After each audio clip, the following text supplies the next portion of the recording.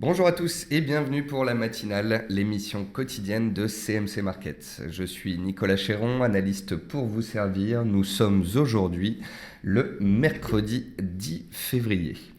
Depuis plusieurs semaines maintenant, depuis le début de l'année 2016, les marchés sont particulièrement sous pression.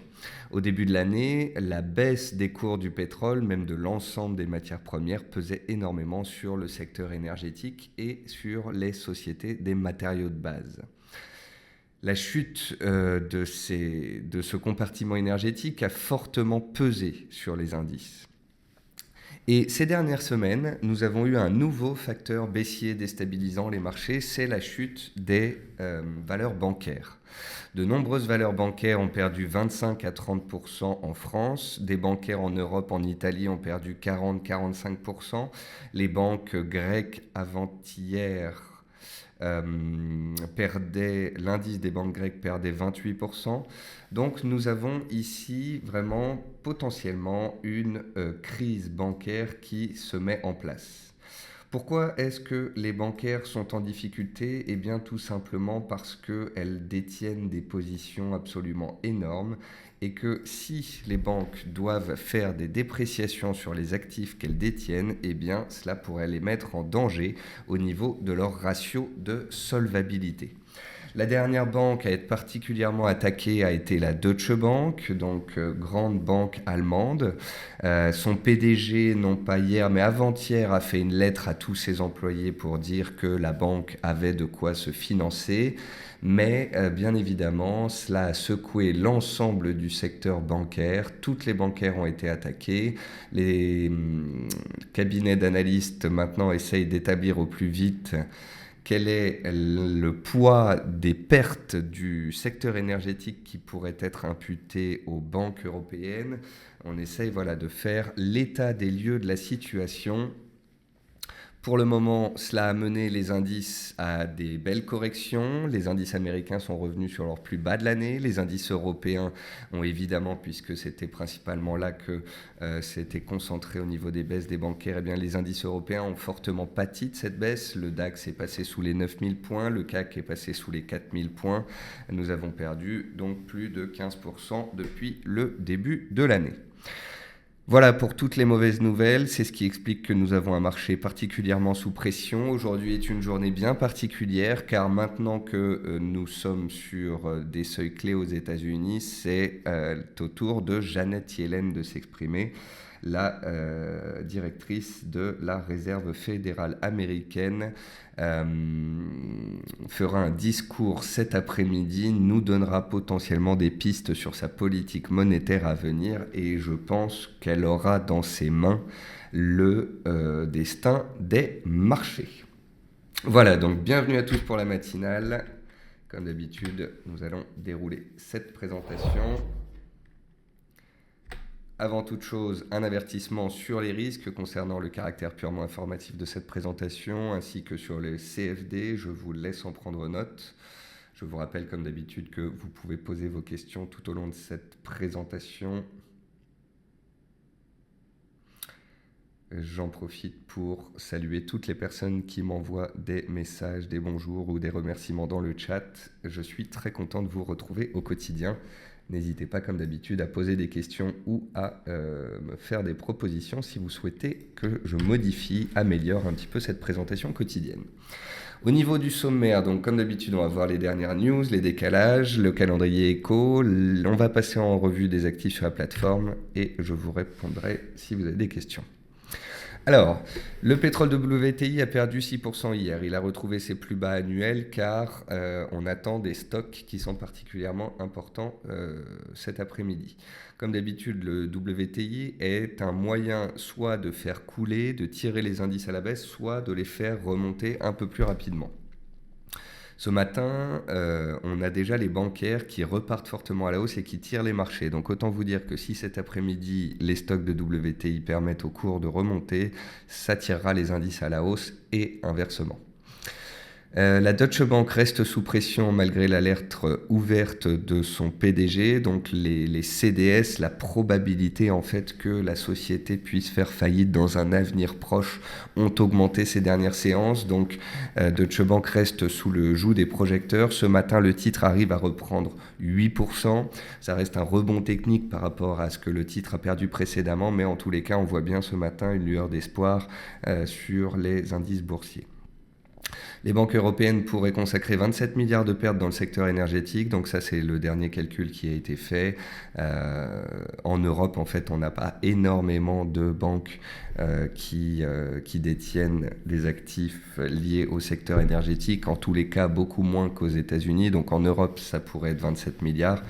Aux États-Unis, on n'a pas évoqué des pertes, mais en tous les cas, un marché de l'obligataire concernant donc le secteur énergétique autour de 450 milliards. L'Eurostoxx perd 41% depuis ses plus hauts de 2015. Donc vous voyez bien que ça fait un petit moment qu'il est déjà passé en marché baissier ou en bear market. Théoriquement parlant, un marché qui perd plus de 25% est dans un bear market. En fait, entre l'année dernière et ce début d'année, on a eu la Chine qui est passée en bear market, puis la Russie, puis le Brésil. Ensuite, on a eu le DAX et voilà, au fur et à mesure, en fait, on a les indices européens qui basculent en bear market. Ça veut dire quoi? Ça veut dire que pendant 6-7 ans, les banques, les fonds d'investissement, les investisseurs étaient plutôt confiants. Et ça veut dire qu'à chaque baisse des marchés de 5, 10 à 15%, les opérateurs profitaient des trous d'air pour pouvoir acheter et faire remonter la bourse dans le sens de la dynamique de fonds qui était haussière. Là, depuis maintenant 6, 7, 8 mois, fonction des indices, eh bien, on voit bien que les plus bas sont de plus en plus bas, les plus hauts sont de plus en plus bas. Les banquiers centraux n'arrivent plus à faire monter les marchés, mais simplement ils arrivent à les soutenir. Les résultats d'entreprise sont moins bons que l'année précédente. Donc on a bel et bien un ralentissement de l'économie qui entraîne un ralentissement des bourses, qui entraîne des baisses sur de nombreux secteurs. C'est peut-être tout simplement comment dire, on se réajuste, vous voyez. Les bénéfices sont revus à la baisse, les estimations de PIB sont revues à la baisse et donc la bourse s'ajuste en fonction de toutes ces données. On vient donc de voir ensemble pas mal de faits négatifs. Il y a des facteurs positif, c'est le fait que quand même de nombreuses entreprises arrivent à encore battre le consensus en termes de résultats. Il y a aussi un point positif principal, c'est le fait que le SP500 tienne son support à 1820. En fait, on a beaucoup d'indices qui sont baissiers, qui sont moins puissants que les autres, mais l'indice directeur des marchés boursiers mondiaux, ça reste le SP500. Et le SP500, lui, n'est pas encore passé baissier, il n'est pas passé vendeur, il est neutre en données hebdomadaires. Donc, tant qu'il n'y aura pas de signal baissier majeur sur le SP500, on écartera, si vous voulez, les risques de crack et puis les risques de voir le 440 encore perdre 30%. Par contre, si le SP500 casse les 1800, 1820 points, là, ce sera un autre discours. Tout dépendra de Janet Yellen. Janet Yellen devrait parler cet après-midi, elle devrait parler également demain. Si Janet Yellen tape du poing sur la table, dit que l'économie américaine va bien, nous dit qu'elle va continuer de monter les taux et qu'elle reste ancrée dans une politique agressive, eh bien je ne pense pas que ça plaira au marché et on pourrait se mettre en danger. Au contraire, si Janet Yellen dit qu'elle regarde de très près ce qui se passe en Europe, en Asie, qu'elle s'inquiète de la baisse du secteur bancaire, qu'elle constate que ça ne va pas très bien, alors, eh bien, on pourrait donc avoir une détente et ça pourrait peut-être permettre au marché de reprendre un peu de hauteur. Donc ça, nous verrons cela cet après-midi à 16h. Côté entreprise, Heineken et Carlsberg ont atteint leurs estimations de résultats. Carlsberg a même fait un peu mieux. Alors c'est pas qu'une blague, hein, mais vous regarderez historiquement pendant les crises, quand ça va moins bien, s'il y a bien des sociétés qui arrivent à s'en tenir, c'est les sociétés qui vendent de l'alcool. Et non, ce n'est pas un hasard. Concernant Goldman Sachs, donc Goldman Sachs avait sorti des idées de trade. Vous n'êtes pas sans savoir que Goldman Sachs, jusqu'en 2014, à chaque fois qu'il donnait une idée de trading, ça avait un impact énorme sur le marché. En 2015, on a vu que l'équipe s'essoufflait un petit peu, ou du moins que leurs prévisions se réalisaient moins. Je pense notamment à l'euro-dollar sous la parité. Ils ont eu complètement faux puisqu'on est reparti à la hausse. Ils parlaient du pétrole à 20 dollars. Ça, on s'en approche, donc c'est pas faux. Mais en tous les cas, Goldman Sachs prend note de la difficulté des marchés actuels et abandonne 5 de ses idées de trading pour 2016. Côté luxe, Hermès a ralenti au 4e trimestre et pourrait abaisser ses prévisions 2016. Donc ça, c'est pas une bonne chose du tout quand vous avez et un ralentissement et un abaissement de prévision. Ça n'augure pas forcément de bonnes choses. Clépierre, société qui est dans l'immobilier, a déprécié 704,5 millions d'actifs venant d'une société qu'elle avait sûrement rachetée donc, en Hollande, et ça fait passer malheureusement ses comptes dans le rouge. Après bourse, donc, on aura les publications de Natixis, Korian, Lagardère, Mercialys, donc encore de la bancaire et du luxe. Concernant les statistiques passées, hier la production industrielle est ressortie négative et inférieure aux attentes. Les chiffres de l'emploi aux États-Unis restent solides. Ce jour, donc la Chine toujours fermée pour le reste de la semaine. À 10h30, production manufacturière en Angleterre, ça devrait impacter la livre. À 16h, Janet Yellen, 16h30, les stocks de pétrole. Donc, nous avons les ingrédients cet après-midi pour faire -3 ou +3. Voilà. Étant donné que les marchés sont baissiers, étant donné qu'on est à risque, étant donné qu'on est sur des zones clés, peut-être que le mieux, c'est de ne pas prendre de risques, c'est de ne pas mettre tapis, de jouer comme au poker, de dire voilà, moi je pense qu'on va tout casser à la baisse ou tout casser à la hausse. Comme je vous l'ai expliqué ces dernières séances, tant que le CAC baisse, on n'a pas besoin de se précipiter à l'acheter, puisqu'il n'y a pas de figure de retournement majeur ou de chandelier japonais extrêmement haussier. Donc on n'est pas pressé, on regarde ce qui se passe sur les marchés, on se diversifie. Parmi toutes les interviews que j'ai faites ces dernières séances, quand je donnais 3 mots-clés aux journalistes avec qui je discutais, c'était 1, la prudence. Prudence, dans un marché très volatile, on élargit potentiellement les stops, on fait attention à son money management, on ne se force pas à trader. Le deuxième mot, c'est patience. Donc de la patience pour attendre les bons trades, pour attendre les bons points, pour ne pas forcer. Et puis, diversification. Diversification, ça veut dire quoi? Ça veut dire que plutôt que d'aller essayer de vous frotter aux indices qui sont baissiers et extrêmement volatiles, eh bien, peut-être faut-il mieux regarder du côté des monnaies, ou bien des matières premières, ou bien de certains titres actions qui présentent des configurations relativement attractives. Je pense notamment à ces 2-3 dernières semaines, à l'or et à l'euro-dollar à la hausse qui étaient très beaux. On va maintenant passer sur la plateforme CMC Market. On va commencer par les indices. Je vous agrandis mes graphiques. Alors, l'indice italien reprend 4%. Regardez ce que j'ai trouvé ce matin. J'avais en avril, à l'été dernier en fait, quand l'indice italien avait baissé en août dernier, en juillet dernier, j'avais tracé cette figure, une sorte de figure ouverte. Et en fait, c'est rigolo parce que l'indice italien a fait sa vie, puis il a eu une tendance baissière forte, et là, on vient de retrouver de nouveau ce support. Ça veut dire qu'on peut avoir une réaction légitime sur ce seuil.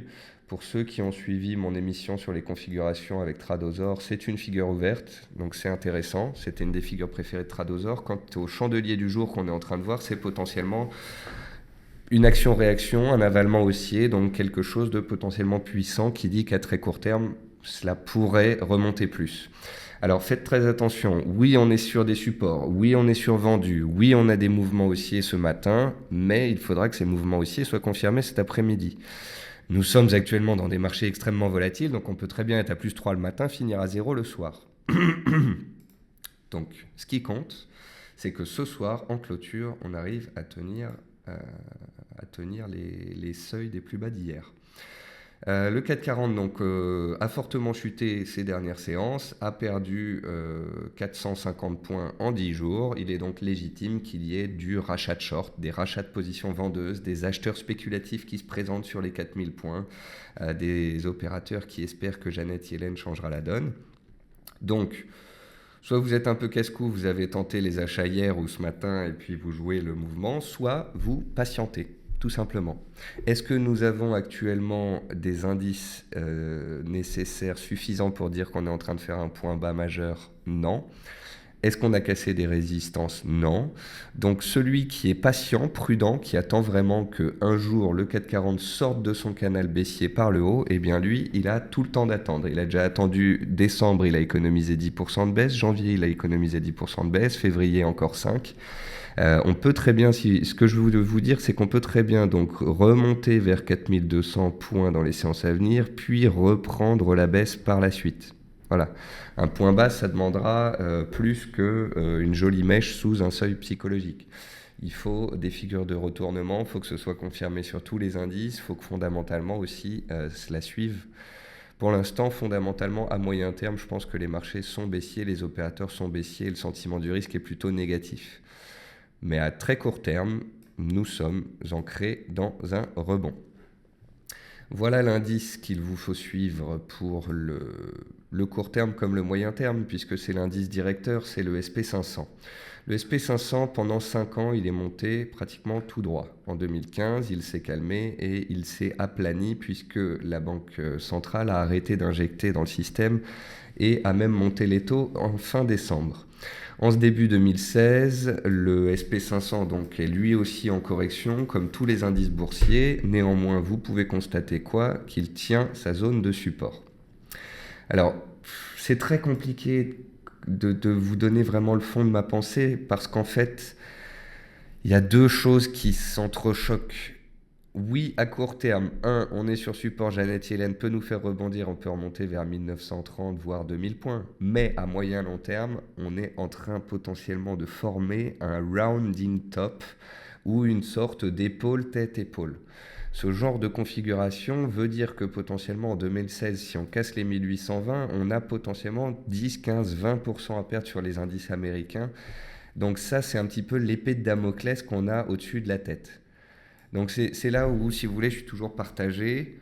Oui, on est sur des supports à court terme, on est en train de rebondir. Il y a peut-être des opportunités pour les 2, 3, 4, 7 séances à venir sur les actions ou les indices. Mais attention, à moyen terme, les tendances restent baissières en Europe, la tendance est neutre aux US et les risques baissiers peuvent à tout moment se faire sentir. Voilà, j'espère que vous avez bien compris que je suis partagé entre les explications de court terme et les explications de moyen terme. À moyen terme, il y a des risques. À court terme, on est sur un seuil clé. Donc, c'est peut-être pas le moment de se placer à la vente ou du moins de prendre des risques. Voilà. C'est le moment de voir ce que Janet Yellen va nous dire cet après-midi et de constater ce que cela va engendrer.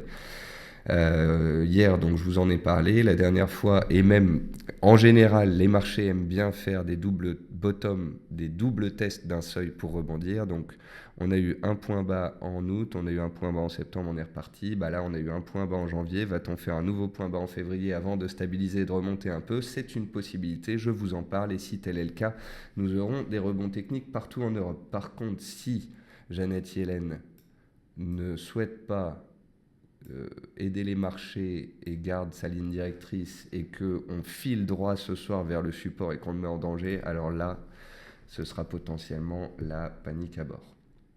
Voilà. Donc voilà pour les indices. Concernant les actions françaises, donc c'est un peu comme les indices, on est dans des rebonds techniques, dans des tendances baissières. Dans le haut du palmarès ce matin, bien évidemment, on a les bancaires qui s'étaient fait un peu massacrer ces derniers temps. On a Plastic Omnium qui était un des titres des plus solides de 2015 qui est revenu sur une zone de support et qui réagit. Technicolor qui était aussi une des fortes hausses en 2015 et qui depuis début 2016 a perdu plus de 30%, donc a réussi à trouver un seuil sur lequel réagir. Mais vous voyez, on n'est plus dans le même marché qu'avant. L'année dernière, Technicolor, elle était haussière. Quand elle baissait, elle revenait sur des supports, puis elle repartait à la hausse. Là, Technicolor n'est plus haussière. Et les indices ne sont plus haussiers. On a cassé les tendances, on est baissier. Alors oui, à l'intérieur des baisses, il y a des rebonds techniques, il y a des hausses. Mais la dynamique de fond haussière de soutien positive, elle n'est plus là. Et ça, je veux que vous en ayez bien conscience. Renault, donc pareil, qui avait reculé pas mal ces dernières séances, se reprend. Natixis prend 3% en attendant les résultats de ce soir, ce sera intéressant. Dans les hausses du jour, je trouvais aussi intéressant le titre Saft. Regardez, je me suis mis en données hebdomadaires sur ce titre-là et d'un coup d'œil, on se rend compte qu'on est sur un support de 2013, 2014, 2016. C'est très propre. Donc vous voyez, ça c'est typiquement le genre de configuration que je rechercherais si je voulais mettre à profit un rebond technique. On a un titre qui a baissé de 40 à 20, il a perdu la moitié de sa valeur, il est revenu sur un super seuil technique datant de plusieurs années, il a réagi sur les plus bas d'il y a 10 jours et tente de réaliser un double bottom. Le support est proche, l'invalidation l'est également. Donc ce genre de titre, c'est pour moi, ce genre de configuration, c'est peut-être le moyen de mettre à profit un rebond technique de court terme sans pour autant risquer trop de plumes. Voilà. Donc voilà pour les hausses du jour. Quant aux baisses du jour, Eramet, toujours matériaux de base délaissés, Technip, pétrole délaissé, Morel et Prom délaissé. Donc vous voyez, aujourd'hui, donc on a... Alors hier soir, on a eu un rebond des biotech aux US parce qu'elles s'étaient fait massacrer ces derniers temps. Ce matin, on a un rebond des bancaires en Europe. Vous voyez toujours par contre que l'énergie tire à la baisse, donc l'énergie sera à scruter, ce sera avec importance cet après-midi à 16h30 avec les stocks de pétrole. Vous voyez d'ailleurs que j'ai ma petite alerte. C'est très pratique, hein. J'ai des alertes sur calendrier, en fait ça s'ouvre tout seul. À 24 heures de l'événement, ça s'ouvre, je le mets dans un coin, j'ai le chiffre précédent, les prévisions, l'impact, le temps restant et le chiffre tombe en live. Quand je dis en live, c'est à la même vitesse que Bloomberg. Concernant le pétrole, le voici. Donc le pétrole, hier, je vous avais montré un canal haussier et un canal baissier. On avait vu ensemble que le bas du canal baissier avait tenu et que si on arrivait à casser la borne haute du canal baissier, alors on validerait mon canal orange. Il n'y a pas eu de cassure haussière, il n'y a pas eu de validation de canal orange. Donc on garde le canal bleu. Il y a des fois où il faut attendre des signaux. Vous voyez, je vous ai parlé d'une éventualité de signal haussier, il n'est pas venu, c'est donc la baisse qui reprend. Mais à partir du moment où il n'y a pas eu de signal, il n'y a pas eu d'achat, il n'y a pas eu de stratégie haussière, donc il n'y a pas eu de perte. Et parfois, il vaut mieux attendre un signal, quitte à ne jamais en avoir, plutôt que de voir des signaux partout. Donc le pétrole est sur ses plus bas, il ne faut pas bac plus 8 pour comprendre que si les stocks cet après-midi sont fortement en baisse, le pétrole remonterait vers les $30, seuil psychologique et haut de canal. Et que si les stocks étaient extrêmement haussiers, on pourrait avoir un test des plus bas, voire de nouveaux plus bas, et ça, bien évidemment, ce ne serait pas bon pour les indices. Donc ça, à scruter à 16h30. Concernant l'or, je vous l'ai déjà dit, mais je vous le redis, pour moi, un objectif majeur a été atteint à 1200 points. 1200 dollars. L'or est haussier, mais l'or vient de prendre 15% en ligne droite. De la même manière en fait que les indices sont baissiers et rebondissent à court terme, l'or est haussier et recule à court terme. Vous voyez ? La donne qui a changé potentiellement, alors on verra en 2016 comment ça va se passer, mais en gros, si les indices ici font des points bas et repartent à moyen terme, l'or aura fait un point haut à 1200 et repartira à la baisse à moyen terme. Sauf que comme je vous l'ai expliqué, il y a pas mal de choses qui ont été cassées graphiquement, psychologiquement sur ces marchés. Si vous me posiez la question, Nicolas, qu'en penses-tu ? Penses-tu que les indices vont rebondir un peu et l'or reflue un petit peu, puis que les indices vont tout casser à la baisse et que l'or va tout casser à la hausse, ou penses-tu plutôt l'inverse ? Eh bien, j'ai plutôt une préférence pour un retournement majeur des marchés, c'est-à-dire une continuation d'une pression baissière sur les indices et un rebond technique haussier qui pourrait perdurer sur l'or. Si dans les 2, 3, 6 mois qui viennent, le SP500 accélère sous 1800 points, le CAC sous 4000, les bancaires se retrouvent mal et l'or remonte encore plus fort vers 1300 dollars, C'est pas que je l'escompte, que je l'espère, mais je l'entrevois sérieusement. Voilà. Donc à la question l'or est-il en train de faire un point haut de moyen long terme, je répondrais plutôt qu'il a peut-être fait un point bas de moyen long terme à 1050. Et étant donné qu'à long terme, je ne vois pas de hausse de taux aux États-Unis, pas de forte hausse du dollar, et étant donné que l'or est inversement corrélé en dollars, eh bien peut-être que l'or a de nouveau de belles semaines, de beaux jours devant lui. Or, donc prise de bénéfice, argent, bah vous voyez, on avait un range, on est sorti, on a pratiquement fait l'objectif, donc là aussi, il pourrait y avoir de la baisse. Le gaz naturel, lui, il est posé, il a fermé son gap, ça c'est plutôt propre. Il a ouvert lundi avec un gap haussier, il a fermé son gap mardi, là il est stable et il attend les stocks de jeudi. Et les devises. Alors attendez, excusez-moi, il y a Pascal qui me demande le blé. Je vais regarder ça tout de suite. Le blé, le blé, le blé. Ah, merci Pascal. Merci de me prévenir. Donc, très intéressant de voir que le blé est pile poil sur son support. Ça veut dire quoi? Eh bien, ça veut dire que les traders les plus agressifs qui auraient déjà mis à profit ce support par le passé et gagné de l'argent pourraient le payer les yeux fermés, avec un stop en dessous bien évidemment. Ça voudrait dire que les traders non agressifs constatent qu'on est en train de tester le support et si on commence à donner des velléités haussières, eh bien, il y a potentiellement une stratégie à l'achat à la clé. Bien évidemment, étant donné les statistiques qu'on attend d'ici la fin de la semaine, le discours de Janet Yellen, la volatilité des marchés, j'aurais plutôt tendance à être un investisseur prudent et attentiste plutôt qu'un investisseur agressif en ce moment. Mais ça dépend de vous, ce n'est pas moi qui tiens la souris. En tous les cas, Pascal, merci de nous avoir indiqué donc que le blé est sur son support pile poil. Alors, il y en a qui l'achèteront maintenant avec un stop, il y en a qui attendront qu'il reparte à la hausse pour l'acheter, il y en a aussi qui font moitié-moitié. Ils mettent un petit bout maintenant, et puis si ça confirme, ils remettent un petit bout. Ça, c'est money management, ça dépend de vous.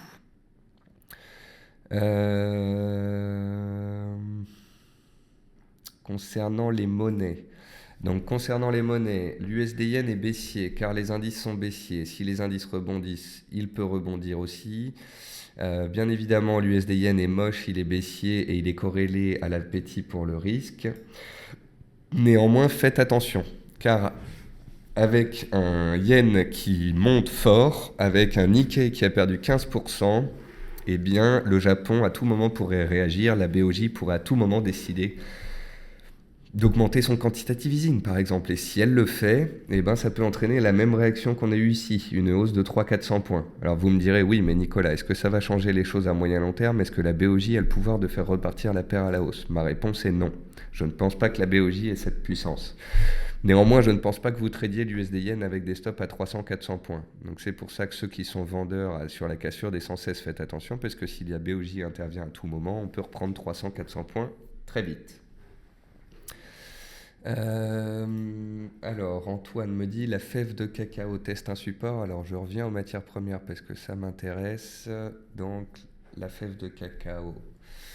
Non, on n'est pas sur le seuil que j'attends, Antoine. Regardez, j'ai des seuils hebdomadaires qui sont très clairs sur la fève de cacao 2667, 3000, 3005, 3010. On n'est ni sur un support ni sous une résistance. On a essayé de créer un support, mais moi le vrai support il est là. Il est là, il n'est pas au-dessus. Il n'est pas 3% au-dessus ou 4, il est même 5. Là le plus bas ici est à 2720, le support est 2% en dessous. Donc sur les matières premières, vous remarquerez souvent que je vous parle de support hebdomadaire ou mensuel, je ne parle des matières premières que sur des seuils extrêmes et souvent pour les matières premières c'est du moyen terme. Autant les monnaies, vous pouvez avoir des trades de court terme, autant les matières premières, c'est souvent plutôt des stratégies de moyen long terme. Et en 2015, on a eu ensemble des très belles stratégies sur le sucre, le jus d'orange, le blé. Je pense qu'on en aura encore cette année. Ça peut être pour vous, investisseurs, une source de diversification. Concernant l'euro-dollar est haussier. Alors, tout comme l'or, l'euro-dollar est haussier, mais étant donné que l'euro-dollar est inversement corrélé aux indices et que les indices ont touché des supports, je suis juste méfiant sur le fait que l'euro-dollar pourrait se replier. Donc, à moyen terme, je suis toujours positif comme l'est la configuration au-dessus des indices, puisqu'on est sorti d'une zone de congestion, qu'on en est sorti par le haut relativement puissamment. Si cet après-midi, les indices partent à la baisse, l'or repart à la hausse vers les 1200 et l'euro-dollar repart à la hausse aussi. Si par contre, Janet Yellen arrive à faire rebondir les indices comme il se doit, l'or comme l'euro-dollar pourrait revenir vers des supports de nouveau. Donc à vous de voir si vous souhaitez tenir vos positions acheteuses sur l'euro-dollar à moyen terme avec ou sans Janet Yellen. À vous de voir sinon si de temps en temps vous ne modulez pas votre exposition, vous ne prenez pas des bénéfices. Quant à ceux qui sont vendeurs sur l'euro-dollar, eh bien je ne parle pas de vous ni pour vous, puisque pour moi on ne peut pas être vendeur sur l'euro-dollar puisqu'il est en tendance haussière. Voilà, sur ce, je dois vous laisser. Je vous souhaite à tous une très bonne séance et un bon appétit. Faites très attention cet après-midi avec Janet Yellen. Soyons prudents, attendons des signaux et je vous retrouve demain matin, 10h tapante, pour la matinale. Bonne séance à tous.